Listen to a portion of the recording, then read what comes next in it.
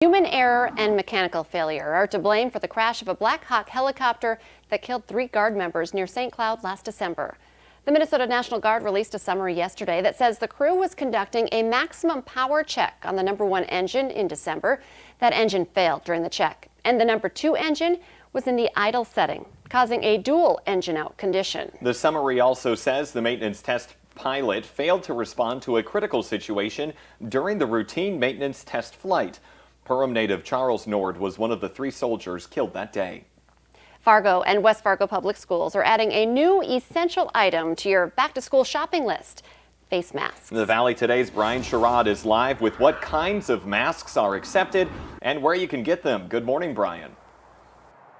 Good morning, Jordan and Lisa. And in Fargo and West Fargo Public Schools, face masks are required. You have to have at least one each school day. Now, you have a choice between one of the two. You can get this washable face mask option, or you can get the disposable face mask option. Now, for those students that are afraid of putting things in their face, it's literally super simple. Just put it over one ear and have it go over the other ear. You must have your nose and your mouth covered when you're wearing a face mask. Now, there are a few exceptions. These exceptions are students who have behavior, medical, or challenges with face mask.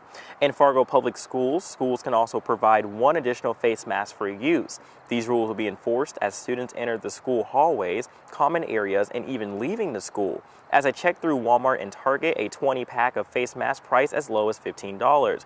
Now, just remember, you do have to wear a new face mask per school day. Now, if you're getting a cloth face mask, I recommend washing it thoroughly and also having more than one. But a disposable one, I do not recommend wearing the same one over and over again. Do it as a one-time use. Now, with Minnesota schools, you have to wear a face mask. You are required to wear one. But with Moorhead directly, I haven't had much information with them yet. But of course, I will update as we receive the latest. Make sure you go on our VNL News app, as I also put up the school supplies list to get you ready for the school year. Great information this morning, Brian. Lots to think about, not just one mask, a couple of masks, and practicing getting them on. Putting them on, yeah. You're going to want at least 5 because the CDC also recommends that you wash it every day to really make sure that you're keeping the contamination out. Brian, reporting live. Thank you. Let's get a check now of our Thursday morning forecast with meteorologist Lisa Green. Good morning. Today we're starting off with some dense fog in some spots, and so we want to take a look around the valley. First of all, Fargo's doing just fine. The sun is up and it's obscured by that cloud there that's really taking hold over Lakes Country, but also extending up toward the Fargo-Moorhead area. But our visibility is looking good here in the FM area. Now out west, it's a different story. This is a DOT cam along I-94 in the Jamestown area. You can see our visibility is obscured. You can still see the road surface in this view, but in several locations, we've got visibility that is quite low. We do want to give you a heads up that the dense fog advisory has now been extended for a few more counties in our viewing area. That includes Eddy, Barnes, Griggs, Ransom, and Sargent counties. And the advisory has been extended as well until 11 o'clock. So this is going to be with us for some time here in the valley. And here's a look at our visibility reports. A bunch of zeros on the map. We've got visibility at 0 in Langdon, Candu, Cooperstown, Valley City, Oaks, Winter. So many areas dealing with some very dense fog. So traveling in that area, it's going to be a little tougher. You want to give yourself some extra time and have those headlights on here this morning, and just do that extra look, that extra take before you pull out onto another road here, just to be safe.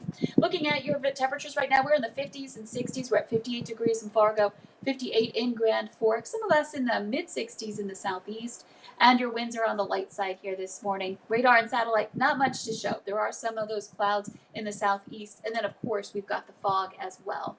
So here's your hourly planner for today. We've got the morning fog. That will eventually lift, but it may hang around for a while in some spots. For Fargo, the fog not really a problem for us here this morning. Temperatures will rise into the upper 70s to some low 80s. We'll see a variable amount of cloud cover. So there's going to be more sunshine likely out west once the fog lifts, and then more cloud cover likely to the east, and can't even rule out a sprinkle underneath some of those. Tomorrow is going to be the bigger day for storms. We're looking at the potential for severe weather.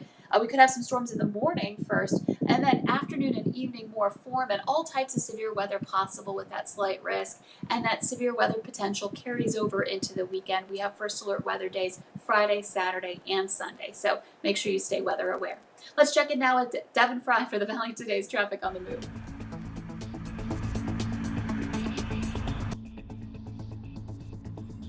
Thanks, Lisa. We're finishing up our morning drive for this hour on I-94. We are heading west towards Bismarck. Overall, the traffic flow this morning has been moving along pretty nicely. Not a whole lot to report as far as that traffic flow goes. Overlooking I-29, though, it's a little bit of a different story. It looks like there's a few areas where things are getting hung up.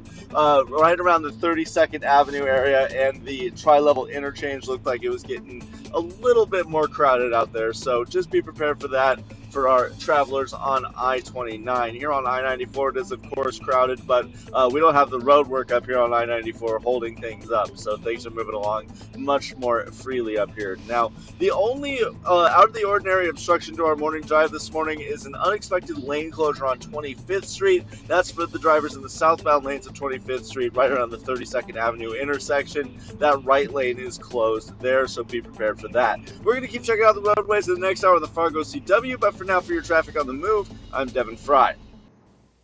A medical research company in Fargo will conduct 2 clinical trials that could lead to a vaccine for COVID-19.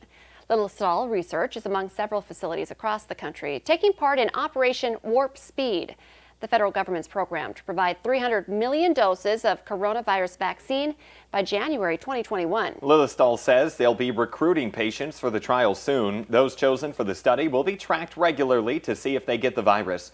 Participants will be compensated, but the company did not say how much. 2 women are seriously hurt and a man is now in jail after an assault in Clay County. The Clay County Sheriff's Office got a report yesterday around 11 in the morning about an assault near Felton. 2 women say they were attacked by a man they know who then took a car from that home. He later ditched it and stole a second vehicle from the Cragness area.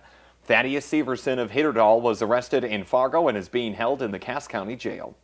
A man is in jail accused of assaulting a 3-year-old girl. Edward Fairbanks was arrested by Red Lake Police yesterday after an incident in Monoman County in early June.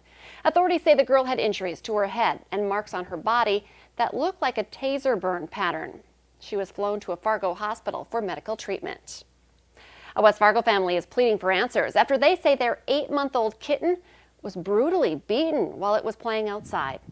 Kaylee Herr says the kitten's jaw is shattered, among other injuries, and says the family first thought another animal got to Simba. But a neighbor boy soon notified the family that he saw an older boy kicking the orange kitten on the lawn.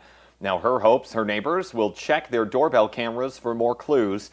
The family has set up a GoFundMe to help with Simba's medical bills, and you can find that on the VNL News app. Just click on this story. As we near the school year, some parents of kindergartners are wondering if keeping their child at home is the best, given concerns over COVID-19. With masks, hand sanitizer, and social distancing the norm, parents can decide if they want this to be their first child's experience with school. Kindergarten is not required in the state of North Dakota. Experts stress that this is a difficult decision for parents to make because keeping kids at home helps them from getting sick. But children also need stimulation and interaction, which schools can give.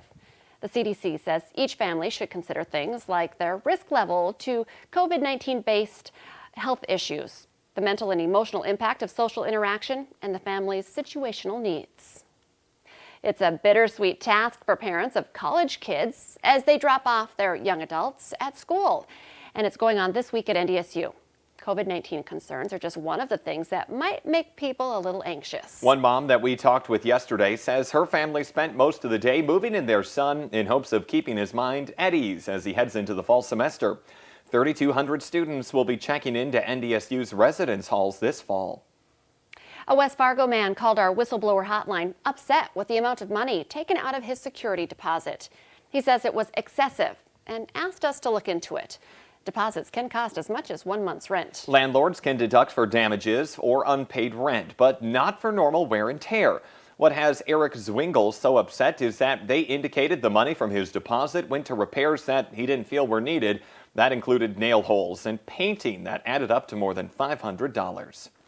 The state attorney general's office says they can't take complaints regarding landlord and renter disputes.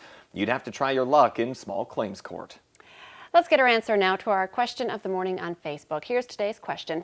The average American eats about 11.5 pounds of this each year, and here's our clue for you today. It's not exactly a dietary requirement. Well, I don't necessarily agree with that last part of the statement. The answer is chocolate, and I would say yes, It is absolutely a dietary requirement. It should be its own food group, really. In my life it is anyway, but remember, I definitely swing that number high. you can play along every day on our Facebook page. The Today Show and CBS This Morning are just about to start, but the Valley Today rolls on. We have more live up-to-the-minute news and weather coming on right now on the Fargo CW.